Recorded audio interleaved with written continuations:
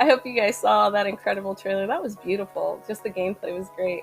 But let's go ahead and bring on our next guest, Jordan Scott, so he can tell us more about his game. Yes, and I'll be on the 1s and 2s with the controller. Hello, Jordan. What's up? Oh, I can't hear you. Hold on. Oh, there you go. I see that Attack on Titan poster in the background. Wow, but you don't see the Hunter x Hunter poster. I see how it is. only his like hand. I wasn't sure what that was. No, that's fair. How you guys doing? Doing well. The immediate Good. aggression that came at the start of this I interview. know. I clutched just my trying to give pearls. Did y'all see that? Anime the respect it deserves, okay? Yes. No, Listen, it's nothing but vibes. I love anime. Have you ever heard of Escaflowne? No, so I'm the fake, actually. I'm sorry. But Jordan, it's so great to have you on. I'm so excited. Thank you. Your vibe is so nice. Everybody's vibe has been nice, by the way. I know you guys are watching. I liked everybody's vibe. But your vibe is so nice. I just had to throw that out there. I don't want you to come in for me. Don't get me beat up, Jordan. Don't get me beat up. But can you tell us a little bit about yourself? Sure.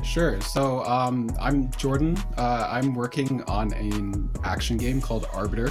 I'm 27. I've been making games since I was like 17, I would say. Mostly just fan games. And then, so I guess I made a Dragon Ball fan game. I made a Pokemon fan game. And then I made a fan game based off of an animated show called Ruby, and I actually got hired for that one. So I worked on that for a bit, and then we finished, and then I left, and now I'm here. I think I know Ruby. It was 3D animated, right? It was the girl with the red hair? Yeah. Yep. See, I know stuff. Anyway.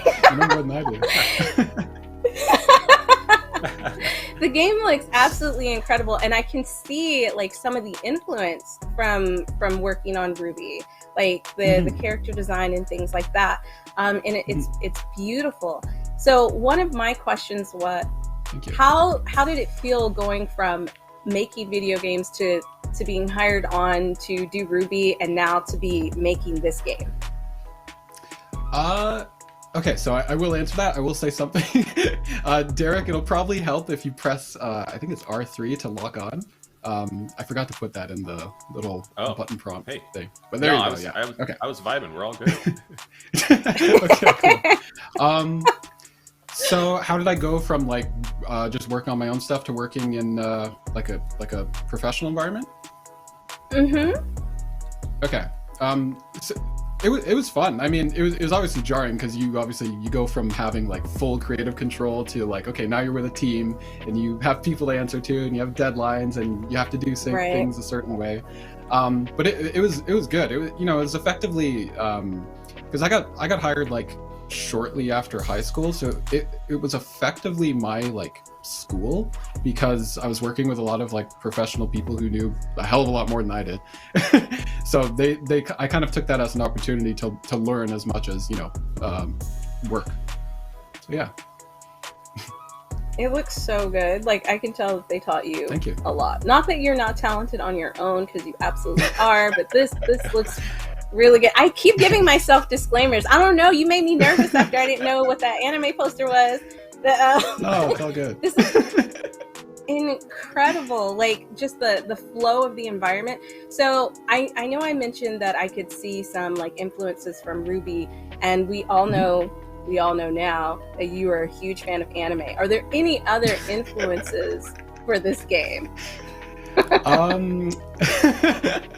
Okay, so as far as like games are concerned, I would say the two big ones are Kingdom Hearts and Devil May Cry.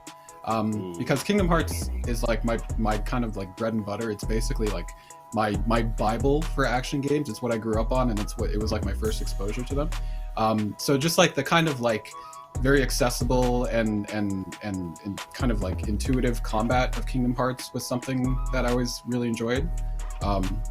Oh shit! Did it break? Sorry. It's okay. We'll reload if I. Okay. As you can tell, I've given Derek a very early build. No, we're lucky to play it. We're excited to play it. Don't worry about it. Thank you.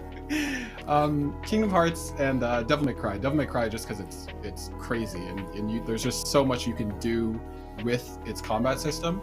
That was something I very much wanted, because Kingdom Hearts is fun, but it's also, you know, it has Disney characters that they're not going like as crazy hard as I would necessarily want them to.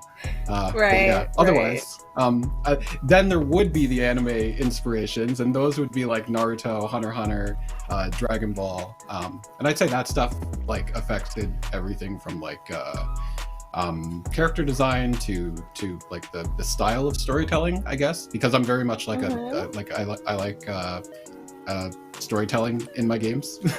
So lots of inspiration from lots of different places. Well, I'm glad you mentioned the storytelling, because I love like good narrative design. So I am going to be interested in playing your game and like learning more about the characters and the story. Without giving away too much, can you tell us a little bit about the story? Oh yeah, totally. So this actually this works pretty well for the build, because basically the story of Arbiter is that spirits are basically like these demonic enemies that have just arisen from the world and putting humanity in kind of like Attack on Titan. They put them in this kind of like corner of space. But two of them have decided to help the humans and effectively give them their powers so that they have a chance to fight back. So those two are actually the two that are following Derek around as he's playing. And the goal, I guess, of the game is that your predecessor was basically defeated, and the predecessor was, a person called the Arbiter, who is the person who hunts down these spirits. And they were defeated, and so all the spirits they had sealed inside of themselves and defeated have been released back into the world, and now her successor, who's this character, is now hunting them down. And so what you're seeing actually is essentially every time you defeat one of the bosses in the game, you get the ability to kind of half transform into that boss. So if you see Derek switching characters, he's basically switching from the main character, who's named Ash. That's Ash, yeah. And he's like using their souls to kind of basically change the entirety of the combat. So you can see he's very focused on swordplay in his like default state. But then if he switches to one of the other transformations, he'll get claws he can attack with. The other one, as you saw recently, is look at that shadow focused. And yeah, so the main pull of the game is basically they are traveling around the world to hunt down these spirits and kind of steal their powers. Yeah, that sounds dope. I'm excited for this. So I know we don't have any environment. I don't know what's wrong with me. We have nothing. I know. Every time you start laughing, it makes me laugh. Okay? No, I laugh when I'm nervous, so that's just how I process. Oh, that's so cute. Okay, but so one of the things I noticed is there's not any environment right now, right? I know there's going to be environment later. Does this take place in the past, the future, or is it can you tell us a little bit about the world itself? Yeah. So I would say it's basically Western Naruto. It's there's not really any technology whatsoever. Characters are very community focused and very just not very technologically dependent. So kind of Middle Ages sort of deal. But it has as you can see with kind of the character's design, it has Eastern influences as well. So lots of flowy coats and sashes and hair, but they're still going to be fighting with broadswords and armor and stuff like that as well. So, yeah. Gotta love a good broadsword. Absolutely. For sure. So one I'm gonna throw it to Derek. Sorry, Derek. One benefit to, you're all good. You're all good. One benefit to the environment right now, or the prototype that we're seeing at this moment, is allowing to focus in on all the gameplay. I have my controller here, and everything feels tight and frenetic, and the action is so cool to jump into. What kind of work went into some of the visual effects, some of the timing, anything that you could share there? I mean, a lot of work goes into it, I guess. Like my, I guess, background is in animation. So like animation is like kind of the thing, I would say the thing that I like focusing on. So for me, it's just like, the money I received from the Black Developer Fund was directly to create the different transformations that you're playing as right now. And what that entails is essentially like 2 months of just animating this character until he has about like 200 animations or so per transformation. And so from an animation perspective, that's kind of like what the workload looks like. And then for effects and stuff, I totally forgot to mention, but the game has like a pretty central mechanic in its light and dark form. So you actually have the ability to transform between your light and dark powers.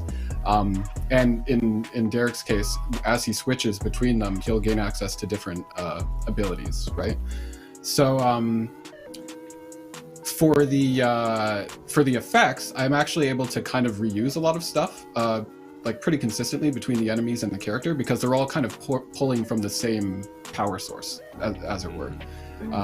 And so from that perspective, it's not that bad. I would say the biggest thing, the biggest amount of work would be animation, and then obviously environments, because I haven't gotten to them yet.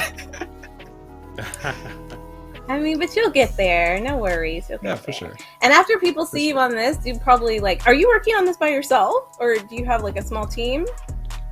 I'm pretty much working on it by myself. I will be hiring like an audio engineer, and I do work with concept artists for the characters and enemies. But otherwise, pretty much all me.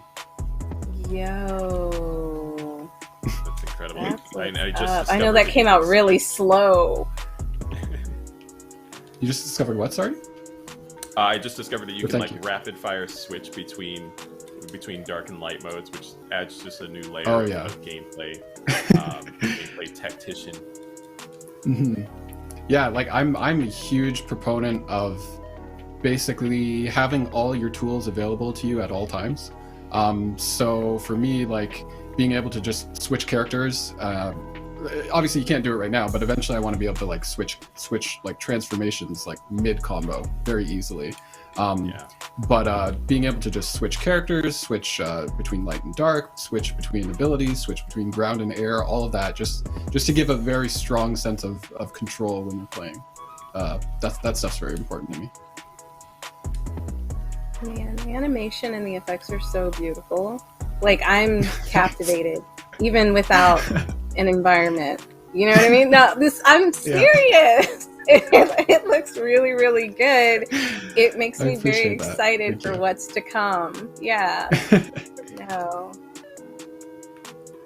You could have like blobs in the background and be like, oh my god, it's so nice. That's really great. We do just have a little bit of time left, but I wanted to give you an opportunity to share with those who are also looking forward to this game. Where can they stay tapped in with it? Where can they find out more? So there's arbitergame.ca, which will give you a link to everything. My Twitter handle is @jordy_J_S. And pretty much, Twitter and Discord are like my places. So I will be giving tons of updates in there pretty regularly. So if you're interested, come check it out. I'm gonna come. Absolutely. Are you going? We're all going. We're gonna be there. Thanks.